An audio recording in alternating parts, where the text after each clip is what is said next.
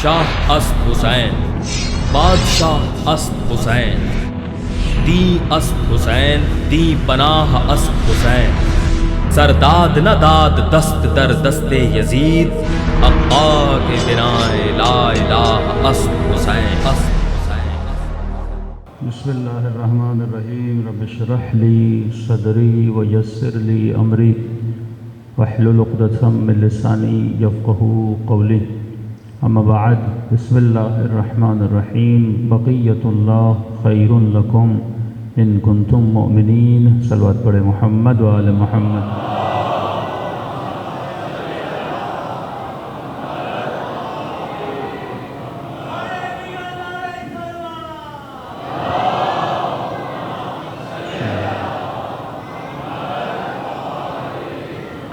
مسلسل آپ کی خدمت میں عرض کر رہے ہیں کہ انسان کو خدا نے دنیا میں بھیجا تاکہ انسان اپنے وقت کے ولی سے اور امام سے رابطے کو مضبوط کرے،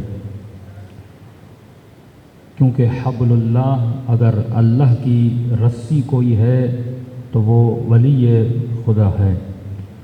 اور آواز آئی بقیۃ اللہ خیر لکم ان کنتم مؤمنین، ایک ہستی ہے جسے خدا نے آج تک باقی رکھا، یہ تمہارے لیے باعث خیر ہے، باعث برکت ہے، لیکن ایک شرط لگا دی، جب تک تو مومن نہیں بن جاتا تب تک یہ ہستی تجھے خیر اور برکت نہیں دے گی۔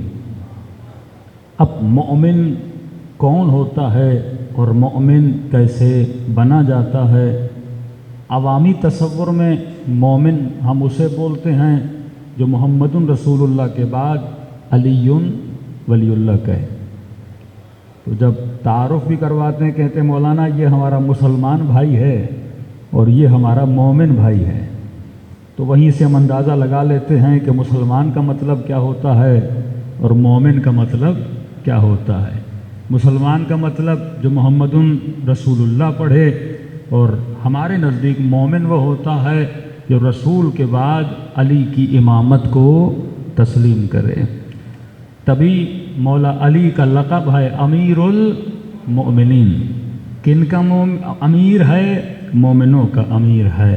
یہ ایک عوامی تصور ہے، بے اصطلاح عام شیعہ وہی ہوتا ہے جو رسول کے بعد 12 اماموں کی امامت کو مانے۔ دوسرا لفظ ہے ان کو تسلیم کرے، تیسرا لفظ ہے ان کی اتباع کرے۔ اطیعوا اللہ و اطیعوا الرسول و اولی الامر منکم، کس کی اطاعت کرو؟ اللہ کی اطاعت کرو۔ کس کی اطاعت کرو؟ رسول کی اطاعت کرو۔ بھائی ہم ہدایت لینے کے لیے اتنا دور کیوں جاتے ہیں؟ اللہ نے ہدایت کے لیے کتاب بھیجی ہے، اسی کتاب میں اللہ نے کئی نشانیاں بتا دی ہیں کہ تجھے ہدایت کس سے لینی ہے۔ اب ہم یہ کرتے ہیں کہ فلاں مفتی نے کیا کہا، فلاں مولوی نے کیا کہا، جب تجھے سمجھ نہ آئے پھر تو چلا جا مفتی کے پاس، پھر تو چلا جا مولوی کے پاس، لیکن پہلے ہی درجے میں تو کوشش نہ کرے اور ساری زحمتیں، ساری کوششیں مفتیوں پہ ڈال دے، مولوی پہ ڈال دے۔ کبھی تو خود تو قرآن کو کھول کے پڑھ، کبھی تو خود تو ترجمہ پڑھ کہ خدا کہنا کیا چاہتا ہے، وہ بتانا کیا چاہتا ہے۔ اگر ہمیں مولوی اور مفتیوں کا محتاج کرنا ہوتا تو خدا قرآن ہی نہ بھیج دیتا۔ قرآن کیوں بھیجی؟ اگر یہ قرآن ہدی للمتقین ہے، اگر یہ قرآن باعث ہدایت ہے تو اس قرآن میں ہدایت ہونی چاہیے۔ اب ہدایت کیسے پائیں گے؟ جب ہم قرآن پڑھیں گے۔ ہم زیارت عاشورہ بھی پڑھتے ہیں تو عربی میں، اب پتہ نہیں ترجمے میں کیا ہے۔ یہی دعا جو مجلس سے پہلے پڑھتے ہیں، اللہم کن لولیک الحجۃ ابن الحسن صلواتک علیہ وعلی آبائہ فی ہذہ الساعۃ وفی کل ساعۃ ولیا وحافظا وقائدا وناصرا، اس کا ترجمہ کسی کو پتہ نہیں ہے۔ اگر رٹی رٹائی دعائیں پڑھی جائیں اس دعا کا کوئی فائدہ نہیں ہے۔ یہ بالکل ایسے ہے یہاں ساری مسجد کھچا کھچ بھری ہوئی ہو اور یہاں میں مجلس فارسی میں پڑھنا شروع کر دوں اور آپ کہیں مولانا ہم تبرکن سن رہے ہیں۔ بھائی تبرک تو ہو جائے گا لیکن تیری سمجھ میں کچھ بھی نہیں آئے گا۔ فائدہ کیا؟ لفظ ادا ہو بندہ سمجھے نا، دعا پڑھے سمجھے نا، اللہ سے باتیں کرے پتہ ہی نہ ہو۔ بس دعائے قنوت پڑھے کہے ربنا آتنا فی الدنیا حسنہ وفی الآخرت حسنہ. بھائی دعا مانگ رہے ہو نا, دعا کا مطلب کیا ہے؟ تو اللہ سے کچھ مانگ رہا ہے, جب تجھے پتا ہی نہیں تو کیا مانگ رہا ہے وہ تجھے عطا کیسے کرے گا؟ شناسائی تو ہو میں اللہ سے کیا مانگ رہا ہوں. ہم نے ساری ذمہ داریاں مدرسوں پہ مولویوں پہ ڈال دی, کبھی بھی اپنی عقل کو استعمال نہیں کرتے. پھر مولا کو یہ کہنے کی ضرورت نہیں تھی کہ من عرف نفسہ فقد عرف ربہ, جس نے اپنے نفس کو پہچانا اس نے اپنے رب کو پہچانا. جب یہ احکامات آتے ہیں اقیموا الصلاۃ وآتوا الزکاۃ, نماز قائم کرو اور زکوٰۃ ادا کرو, یہ حکم کس کو ہے؟ یہ حکم ڈائریکٹ بندے کو کیا جا رہا ہے. اللہ کس سے مخاطب ہے؟ مجھ سے مخاطب ہے, آپ سے مخاطب ہے. یہ تو ہم نے پیشہ بنا دیا کہ بھائی یہ مولوی صاحب ہیں, یہ غیر مولوی صاحب ہیں, اور خدا نہ خواستہ کوئی مولوی غلطی کر دے تو فوراً کہتے ہیں آپ تو علامہ صاحب ہیں, آپ سے وحید تھا. بھائی کیا مطلب؟ واجب و حرام صرف مولوی کے لیے, آپ کے لیے نہیں ہے. کہتے مولانا ہم کرتے تو کوئی مسئلہ نہیں, لیکن آپ نے کر دیا. ایسا لگتا ہے کہ جیسے دین مولوی پہ اترا ہے, آپ پہ نہیں اترا. ہاں, دین کسی مجتہد پہ اترا ہے, آپ پہ نہیں اترا. بھائی یہ دین اسلام سب کے لیے سیم ہے. یہ اور بات ہے کہ ایک بندہ ثواب حاصل کرنے کے لیے مثلا دین کے راستے میں جاتا ہے, کہتا ہے میں وہی کام کروں گا جو انبیاء نے کیا, 24 گھنٹہ مثلا دین کی خدمت کروں گا, امر بالمعروف کروں گا, نہی عن المنکر کروں گا. ورنہ چھٹے امام جعفر صادق علیہ الصلوۃ والسلام,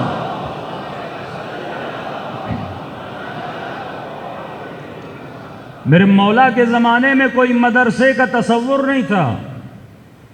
یہ تو معاشرے میں جب بے دینی بڑھی تو لوگوں نے مدرسے بنائے, ورنہ چھٹے امام کے زمانے میں مدرسہ نہیں تھا. کوئی کسائی تھا, کوئی نجار تھا, کوئی درزی تھا, کوئی جوتی سینے والا تھا, کوئی روٹی پکانے والا تھا.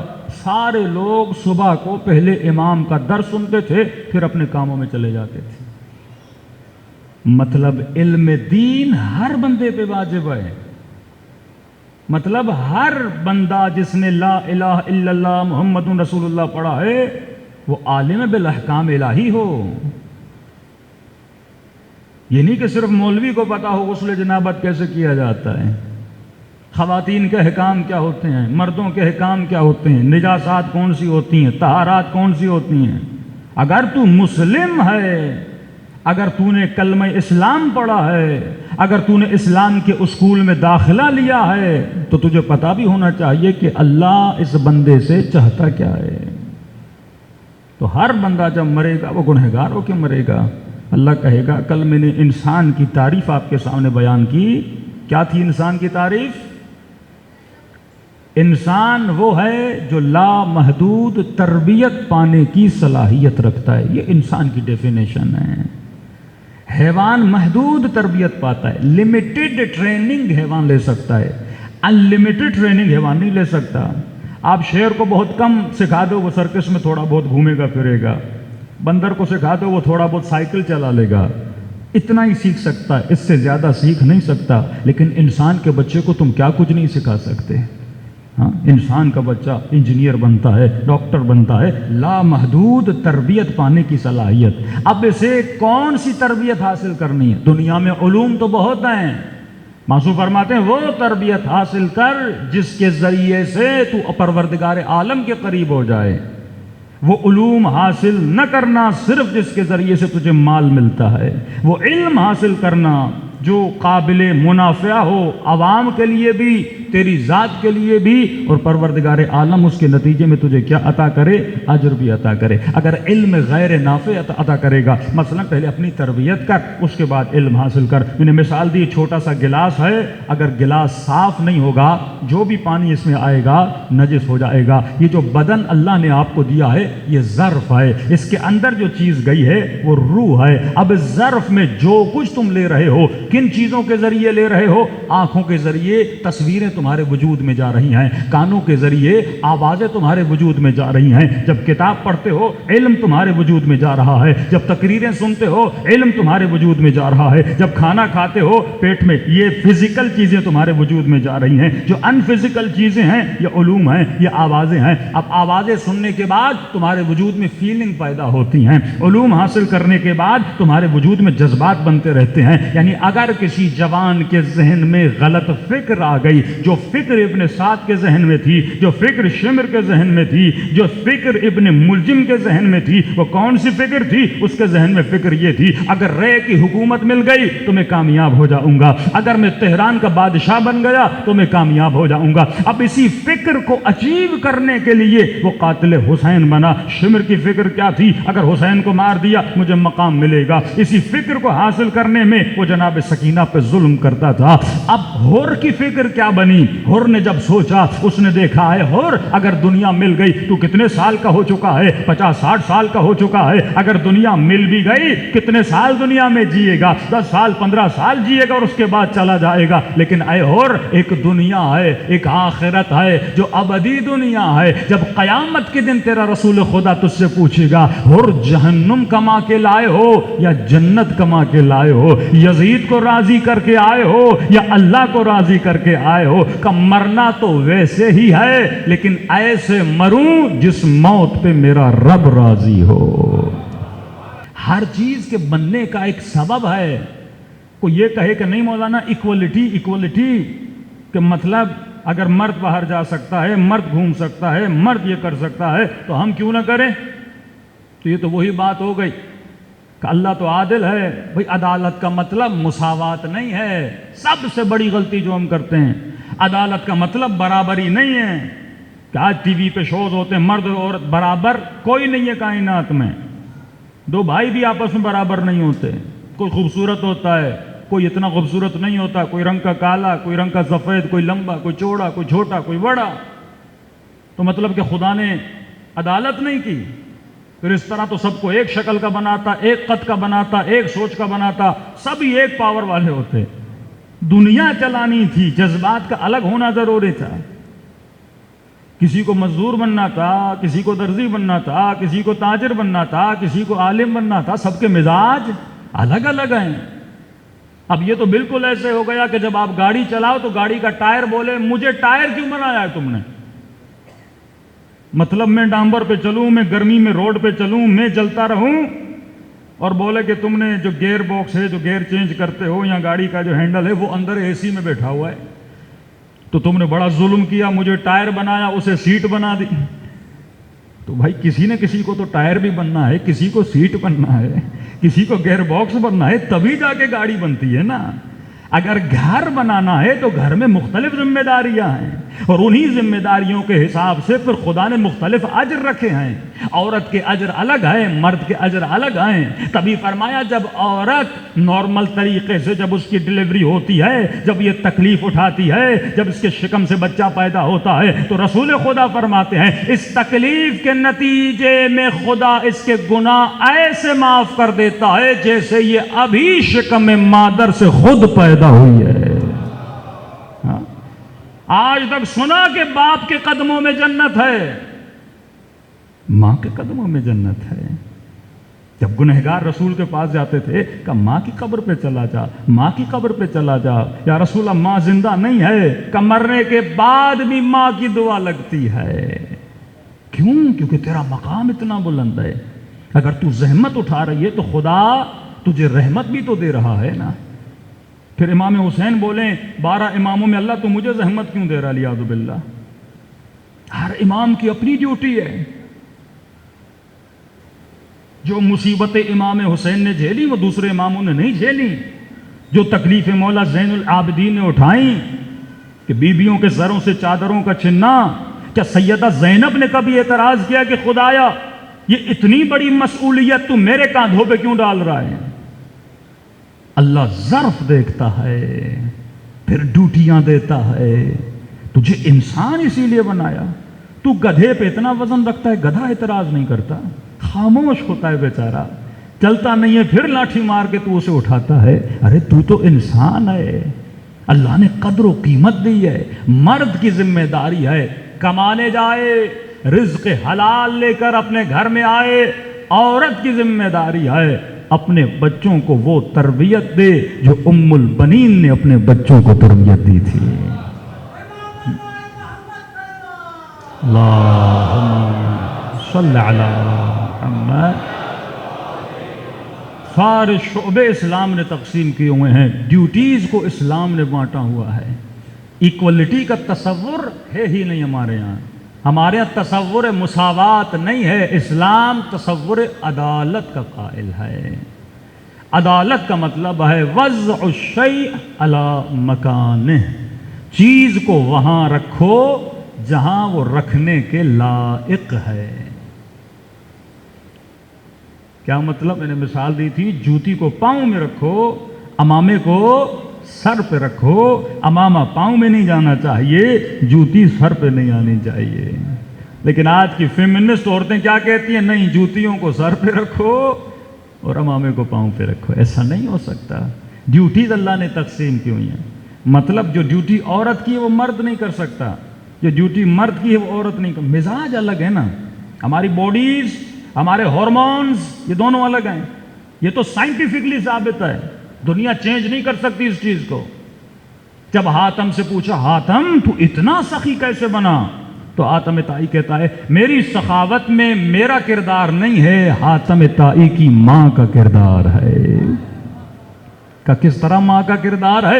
حاتم طائی کہ جب میں چھوٹا ہوتا تھا، میری امی جب مجھے خرچی دیتی تھیں، مثلا 1 روپیہ 2 روپیہ جو بھی دیتی تھیں، کہتی تھی حاتم یہ 10 روپے تیرے، 10 روپے فقیر کے. جتنے مجھے دیتی تھی اتنے فقیر کے لیے دیتی تھی. مطلب اس کی ماں کیا کر رہی ہے؟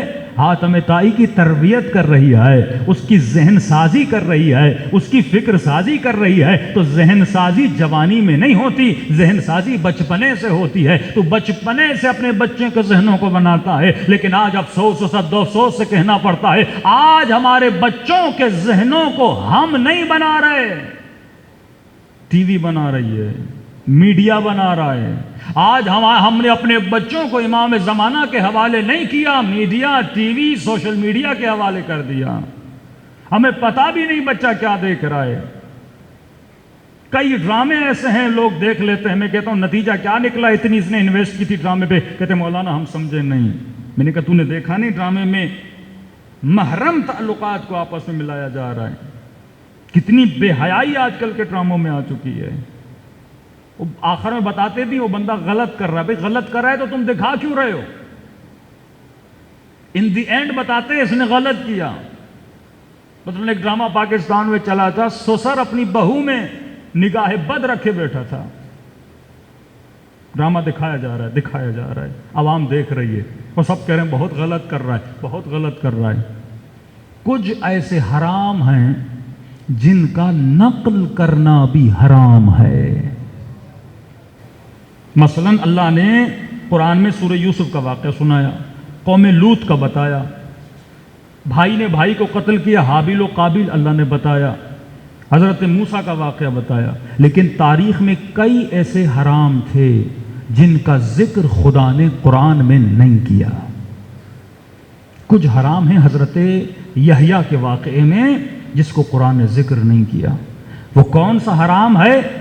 2 محرم رشتے جب آپس میں گناہ کرتے ہیں. فرمایا منبر سے تو کیا گھر میں بھی نقل نہ کیا کرو.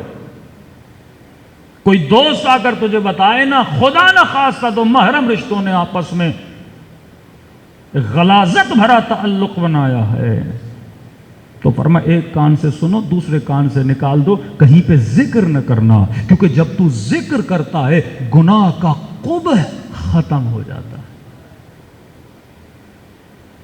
ایک زمانہ تھا جب لوگ لفظ زنا سنتے تھے وجود میں کپکپاہٹ آ جاتی تھی. مومن اور زنا، حسین کا چاہنے والا اور شراب. اللہم صلی علی محمد و آل محمد. سیدہ زینب کی ماننے والی اور اپنی چادر اتارے، اپنے حجاب پہ کمپرومائز کرے. نازک کپڑے پہن کر روڈوں پہ چلے. جب حجاب کا فلسفہ لوگوں کو نہیں پتا، سمجھتے ہیں حجاب کا مطلب ہے دوپٹہ کرنا. حجاب کا مطلب ہے اپنے جسم کے اعضاء کو ظاہر نہ کرنا. اب حجاب کیے ہوئے ہے، جینس کی پینٹ پہنی ہوئی ہے، سر پہ دوپٹہ ہے اور شرٹ اور پینٹ پہن کے چل رہی ہے، یہ جسم جہنم میں جلایا جائے گا. تھوڑی سی باڈی بلڈنگ کر دی، 4 بیڑیاں کھول کے روڈ پہ چل رہا ہے، تو کیا دکھا رہا ہے لوگوں کو؟ زینت، خذو زینتکم، اپنی زینتوں کو کہاں پہ لے کر آؤ؟ اللہ کے دربار پر لے کر آؤ. یہ جسم امانت پروردگار عالم ہے. حسین اگر اپنے جسم کو کہیں پہ پیش کر رہے ہیں، وہ زمین کربلا میں دربار خدا میں پیش کر رہے ہیں. عباس کے اگر بازو کہیں پہ کٹتے ہوئے نظر آتے ہیں، ذرہ برابر ابا نہیں کیا اہل بیت نے. جس میں سیدہ فاطمۃ الزہرا پسلیاں ٹوٹ رہی ہیں، دفاع ولایت میں، تربیت بشر میں. آج سے پوچھا جائے، 2 مولا حسین کے قاتل ہیں، جسم کا قاتل اور آقا حسین کے مقصد کا قاتل. یہ میں اپنے لفظ بیان نہیں کر رہا، میرے امام محمد باقر علیہ الصلوۃ والسلام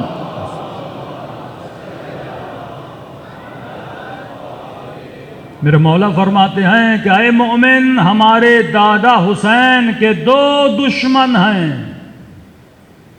ایک وہ دشمن تھا جو حسین کے جسم کا دشمن تھا، جس نے کربلا کے میدان میں میرے بابا کے جسم پہ گھوڑے دوڑائے، بدن پہ تیر مارے، بدن پہ پتھر مارے. لیکن ایک دشمن وہ ہے جو میرے جد کے مقصد کا دشمن ہے، وہ اس دشمن سے بدتر ہے. کہ مولا کیا مطلب؟ فرمایا ہر معاشرے میں 2 طرح کے لوگ ملیں گے. امام نے لفظ علماء بھی استعمال کیا، علماء حق اور علماء سوء. کچھ وہ جو حق بیانی کریں گے، کچھ وہ جو سوء بیانی کریں گے. یہ کفر کے فتوے، یہ ساری چیزیں کہاں سے آتی ہیں؟ جنہوں نے دین کا ہدف نہیں سمجھا. کہ مولا آپ کے جد کا مقصد کیا تھا؟ کہا زیارت وارثہ اٹھا کر دیکھو، زیارت عاشورہ اٹھا کر دیکھو، جامع کبیرہ اٹھا کر دیکھو. برملا ہر معصوم یہ کہہ رہا ہے، ہر بندہ یہ گواہی دے رہا ہے کہ اشہد انک قد اقمت الصلاۃ وآتیت الزکاۃ وامرت بالمعروف ونہیت عن المنکر. جو بھی مومن کربلا جاتا ہے یہ گواہی دیتا ہے کہ مولا حسین آپ کا مقصد کیا تھا؟ کہ نماز کو قائم کیا جائے، زکوٰۃ کو ادا کیا جائے، امر بالمعروف کیا جائے اور نہیں عن المنکر کیا جائے. لیکن افسوس سے یہ کہا جاتا ہے آج ممبر پہ آنے والا یہ بولے کہ اس ممبر سے نماز کا پیغام نہ دیا جائے. نماز کون سا جنت لے جاتی ہے؟ پھر تو کربلا جا کے گواہی کیوں دیتا ہے؟ اشہد انک قد اقمت الصلاۃ، میں گواہی دیتا ہوں آپ نماز قائم کرتے تھے. پھر اپنی غلط بیانی کے لیے دلیل بھی پیش کرے، مولوی صاحب کربلا میں حر نے کون سی نماز پڑھی تھی؟ جس جاہل کو یہ بھی نہیں پتا کہ حر نمازی تھا یا نہیں تھا. جب مولا حسین کے لشکر میں آیا، روایت کے جملے ہیں، جب وقت نماز ہوا امام حسین نے کہا کہ حر تو نماز پڑھا. کہنے لگا آقا حسین، غلام کیسے نماز پڑھا سکتا ہے آقا کے ہوتے ہوئے؟ یقیناً امام حسین کو پتا ہوگا ایسے جاہل آئیں گے ممبروں پہ اور ایسے بہتان، ایک شہید پہ تہمت، حسین کے صحابی پہ تہمت، جس نے اپنی جان کو قربان کیا اس پہ تہمت، جو صریحاً قرآن کی آیت ہے کہ جو نماز نہیں پڑھتا اقیموا الصلاۃ ولا تکونوا من المشرکین، نماز قائم کرو اور مشرکوں میں سے نہ بنو، اس حکم کو آ کر پامال کرے. ایک امام بتاؤ جس نے اپنی نماز کو ترک کیا ہو، جن کی شہادتیں سجدوں میں ہوں، جو نو کے نیزہ پہ جائیں تو شعر و شاعری نہیں کرتے تھے، قرآن کی تلاوت پڑھتے تھے. پورے سفر میں مولا امام زین العابدین فرماتے ہیں ایک بھی بی بی کی نماز تہجد قضا نہیں ہوئی. میں واجب کی بات نہیں کر رہا، یہ کیا جھوٹ ہے؟ زندان شام میں اٹھتی ہیں، آدھی رات کا وقت ہوتا ہے، وضو کر کے بیٹھ کے نماز پڑھ رہی ہیں۔ پھوپھی اماں تکلیف ہے، بی بی اتنی تکلیف ہے، بیٹھ جائیں، مستحب نماز ہے، پڑھنے کی کیا ضرورت ہے؟ آواز آئے گی نہیں، حسین کی وصیت تھی، بہن زینب مجھے نماز تہجد میں یاد کرنا۔ تو جسم کو پالنے کے لیے آیا ہے، 2 کوڑی اور 2 ٹکوں کے لیے اپنے دین کو بیچ رہا ہے، اپنے بچوں اور اپنی نسلوں کو تباہ کر رہا ہے، دنیا کی خاطر اپنی عفت و اپنے حیا کو برباد کر رہا ہے۔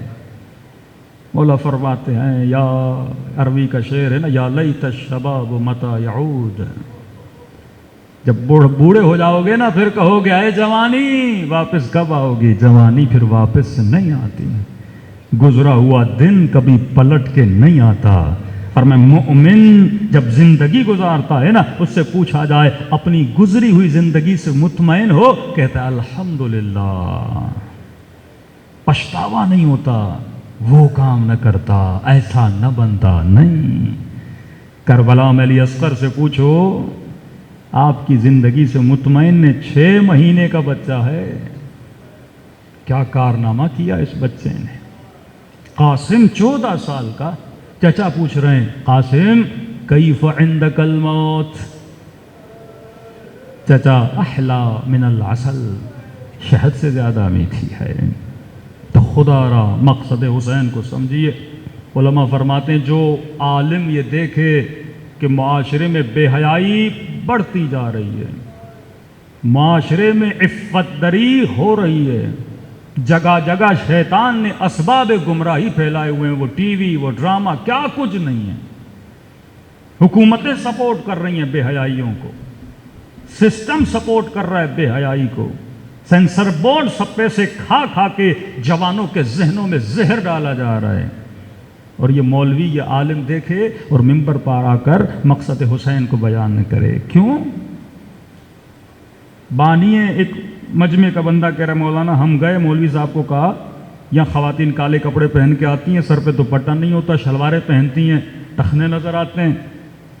اب دنیا کو کیا پتہ شیعہ ہیں سنی ہیں، مجلسوں میں تو سبھی کالے کپڑے پہن کے آ جاتے ہیں، لیکن دنیا تو شیعہ سمجھتے، پھر بولیں گے شیعوں کی عورتیں حجاب نہیں کرتی۔ کہ مولوی صاحب ذرا ممبر سے بتا دیجئے، کہ بھائی میں نہیں پڑھوں گا، کہ مولانا بتا دیجئے محرم نہ محرم خواتین حجاب کریں۔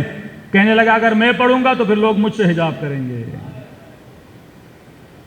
میں پڑھوں گا مجمع کم ہو جائے گا، مجمع کم ہوگا تو کیا ہوگا؟ مارکیٹ ڈاؤن ہو جائے گی، مجمع بڑھے گا تو کیا ہوگا؟ مارکیٹ ہائی ہو جائے گی، اور جب مارکیٹ ہائی ہوگی تو کیا ہوگا؟ پیسہ زیادہ ملے گا۔ اسی لیے چھٹے امام کا فرمان ہے، دیکھو تو صحیح ممبر پہ کسے بٹھا رہے ہو، جس کے دل میں مال دنیا کی محبت ہے وہ تجھے دین نہیں دے گا، وہ مال کی خاطر دنیا بیچے گا، وہ تیری رضا کے لیے پڑے گا، حسین کو راضی کرنے کے لیے نہیں پڑے گا۔ کیا آج ہمارے قوموں کو شعر کی ضرورت ہے کہ نعروں کی ضرورت ہے؟ آج حسین کو ضرورت اس بات کی ہے، مولا حسین اس لیے قربانی نہیں دی کہ ہم روئیں، ہم روتے ہیں اپنی آخرت کے لیے، مقصد حسین یہ نہیں تھا۔ ہم ماتم کرتے ہیں اپنی قیامت کے لیے، کیونکہ ان سے محبت کرنا واجب ہے، اظہار محبت کرنا فرض ہے، لیکن مقصد حسین تو یہ نہیں تھا۔ مقصد حسین یہ تھا کہ تو اپنے وجود میں محبت خدا، اطاعت خدا، تقوی الہی کو پیدا کرے، اپنی قبر کو بنائے، جب عالم برزخ میں پیدا ہو تو اس طرح تیرا استقبال کیا جائے جس طرح سلمان کا استقبال کیا جاتا ہے، مالک اشتر کا استقبال کیا جاتا ہے۔ تو ہر مومن یہ سوچے 4 سالہ بچی نے اتنی تکلیفیں اٹھائیں، کربلا کے ہر شہید نے جسموں کو قربان کیا تاکہ تیری آخرت بن جائے، دلوں کو کربلا لے جائیں، سلام کریں اپنے آقا کی مظلومیت میں۔ آج بھی فرزند زہرا مظلوم ہے، اس پورے مجمع میں کتنے لوگوں نے زحمت کی، 40 دن ہی زحمت کریں اپنے امام زمانہ کو دیکھنے کے لیے، کہ مظلومیت امام نہیں ہے کہ ہم میں سے کوئی چاہتا ہی نہیں ہے۔ 40 ڈیز ہمارے پاس نہیں ہے اپنے امام زمانہ کے لیے، کل انشاءاللہ عمل بتاؤں گا، وقت تیزی سے گزر جاتا ہے۔ کہ کیا کریں کہ اپنے مولا سے فزیکل رابطہ مضبوط ہو جائے۔ ایک ذریعہ یہی گریہ امام حسین ہے۔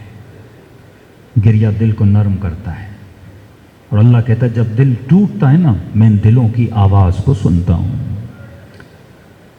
ہر نماز کے بعد امام حسین پہ ایک آنسو ضرور بہایا کریں، سجدے میں جا کے حسین کے سجدے کو یاد کیا کریں۔ السلام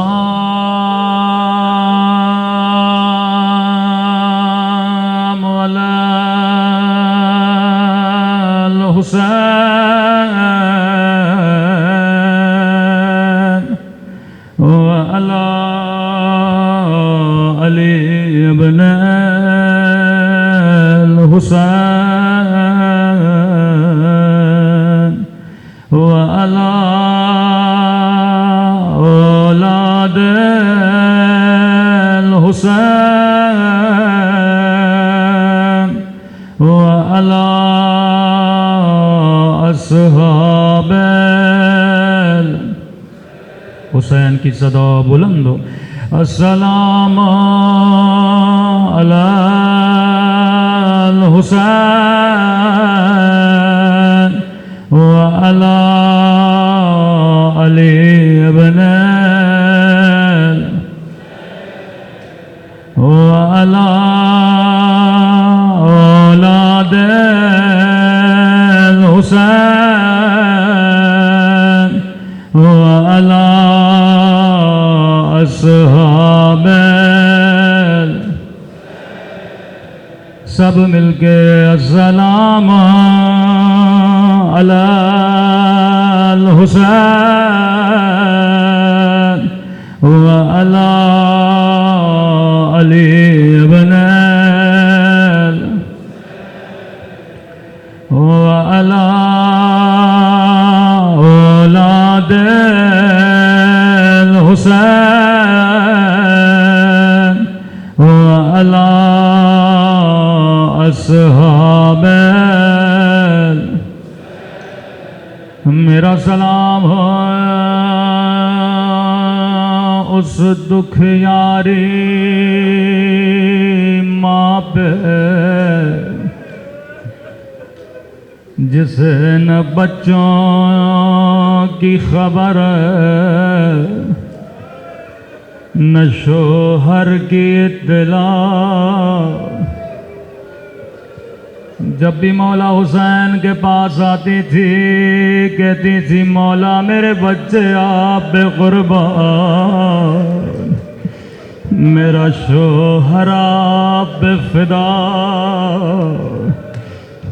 قدیمی مومنوں سنو گے یہ کون سی بی بی ہے، اے خدا تجھے واسطہ مسلم کی بیوہ کا،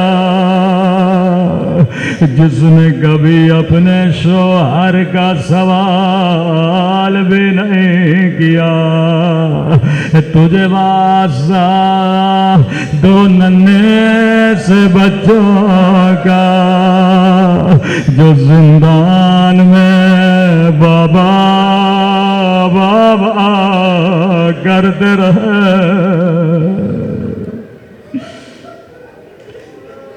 ایک بھائی چھوٹا تھا، ایک بھائی بڑا تھا، چھوٹے بھائی کا سر بڑے بھائی کی گود میں تھا، اماں کو یاد کر کر کے بے ہوش ہو جاتا تھا۔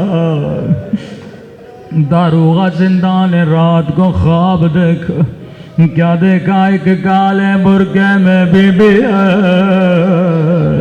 زندہ کی دیواروں پہ سر رکھ کے رو رہی ہے، کہہ رہی ہے داروغہ بتا میں نے تیرا کیا بگاڑا؟ داروغہ تیرے بچے آرام سے سو رہے، تیرے بچے بھوکے نہیں ہیں، لیکن بتا زہرا کے بچوں نے تیرا کیا بگاڑا؟ میرے بچے بھوکے بھی ہیں، میرے بچے پیاس بھی ہیں۔ نیند سے اٹھا ننگے پاؤں دوڑا دوڑا زندان میں پہنچا، کیا دیکھا چھوٹا بھائی بڑے بھائی کی گودی میں ہے، کہنے لگا شہزادے مجھے معاف کرنا، مجھے پتا نہیں تھا، اب یہ بتا کہیں تیرا بھائی مر تو نہیں گیا؟ کہ نہیں داروغا، اماں کو یاد کر کر کے بے ہوش ہو گیا۔ کہ میرے لال اگر کوئی خدمتوں میں کرنے کے لیے تیار ہو، کہ داروغا مجھے کچھ بھی نہیں چاہیے، بس میرا بھائی نہ مر جائے، میرا بابا بھی مارا گیا۔ داروغا رات کا وقت ہے، اندھیرا ہے، اگر زحمت نہ ہو اپنی بیوی کو زندہ ملاؤ، تھوڑی دیر کے لیے سینے سے لگا لے، شاید میرا بھائی ٹھیک ہو جائے۔ دوڑا گھوڑا گھر گیا، اپنی بیوی کو کہا جلدی کرو زندہ چلو۔ یہ نبی خدا کے صحابی کی بیٹی تھی، کہتی ہے داروغا میں شریف عورت ہوں، مجھے رات کو زندہ نہ لے چل۔ اپنا سر پیٹ کے کہنے لگا کائنات کی شریف بیوی اس زندانوں کی دیواروں پہ سر رکھ کے رو رہی ہے۔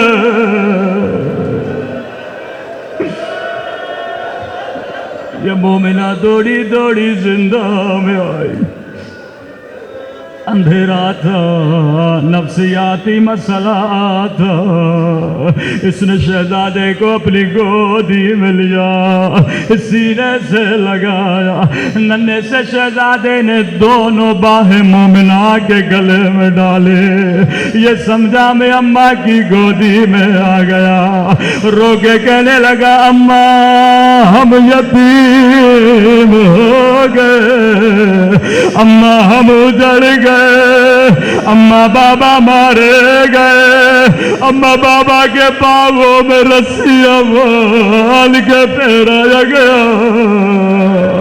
مومنہ نے سینے سے لگایا، او شہزادے مجھے اماں نہ کہو، میں تیری کنیز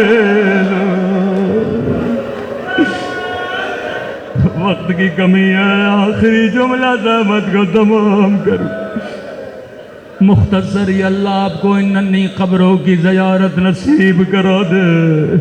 نہر کے کنارے جب سر کٹے، لعین شہزادے کا لاشا پانی میں پھینکا، لیکن روایت کے جملے لاشا پانی میں نہ بہا، یہاں تک کہ دوسرے شہزادے کا گلا کٹا۔ پہلے شہزادے نے باہیں پھیلائی، آجا میرے بھیا، مدینے سے ساتھ چلے تھے اور ساتھ یتیم ہوئے۔ نہر کے کنارے ننھی سی لاشیں رکیں، ایک کسان نے جیسے لاشیں دیکھے، کل لوگوں ولی خدا کی لاشیں ملی ہے، کفن دیا گیا، غسل دیا گیا، جب لاشوں کو دفن کرنا چاہا، عجب نہیں غبار اٹھا ہوگا، غیب سے آواز آئی ہوگی آنکھوں کو بند کر لو، لاشوں کی وار زہرائی ہے، او میری بیوی کہاں کہاں جاؤ گے، کبھی کربلا، کبھی کوفہ، کبھی شام کا بازار۔ اللہ لعنت اللہ علی القوم الظالمین۔ پروردگار ہمارے مولا اور آقا کا ظہور فرما، ہم سب کو مولا کے اعوان و انصار میں شریک فرما۔ شاہ اسد حسین، بادشاہ اسد حسین، دی اسد حسین، دی پناہ اسد حسین، سرداد نہ داد دست در دست یزید، حقا کے بنائے لا الہ است حسین۔